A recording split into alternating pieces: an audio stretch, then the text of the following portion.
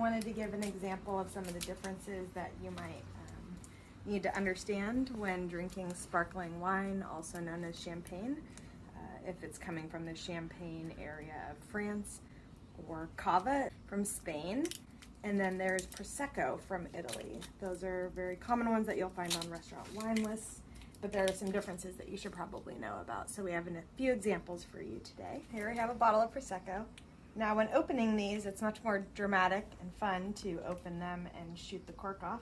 The proper method is to try to keep the cage on, keep your thumb over, and try to make the smallest, they call it a queen's fart, noise or air coming out, which actually keeps a lot more of that carbonation within the bottle, which most people prefer. Prosecco, the one from Italy, is made where they do the secondary fermentation within tanks, and then it's placed into a bottle, which is not really the traditional method and the higher quality method that you'll hear about in champagne.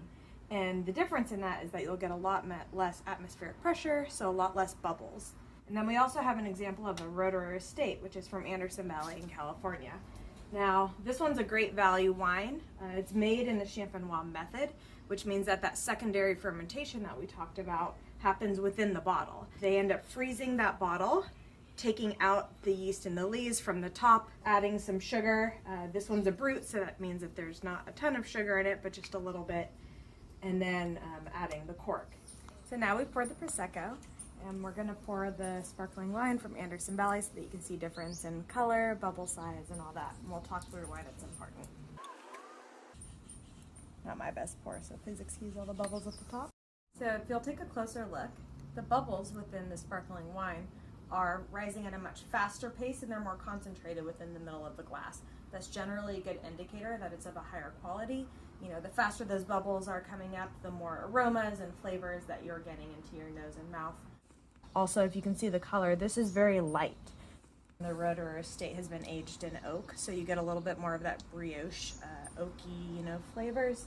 And we also have these seltzer waters, just to kind of help you remember. So the Prosecco is like your, Safeway sparkling water. It's got a bit of fizz, a little bit lower quality, compared to the Champenois method, which is more like a Topo Chico, which means bubbles in your face, super bright, exciting. Lastly, to point out, we also have a champagne here. We haven't opened it because we forgot to make it cold, and you must only drink champagne cold. And so we have a champagne here. See, you'll see it says champagne. That also means, guaranteed that it's going to be made in the Champenois method. It has to come from Champagne. And what's interesting about this that you don't see a lot is it actually has a vintage. Most champagne will say NV, which means no vintage. A lot of sparkling wine will too. Generally, if you see a year or a vintage date on the champagne bottle, that means higher quality. Not all the time, but it's definitely something to maybe ask a sommelier about, or just keep in mind that that might be why there's a higher price tag. With aged champagne as well too, that it will lose a bit of that oomph in the bubbles. However, you're going to get those aged tastes. So, are you more about the mouthfeel, or are you more about really the taste and the aromas that you're getting from the champagne? We tend to prefer aged champagne. It'll be super dark gold in color. It will look even deeper than this if it's pretty aged. However, again, you're not going to get as much of that atmospheric pressure, as it just dwindles over time.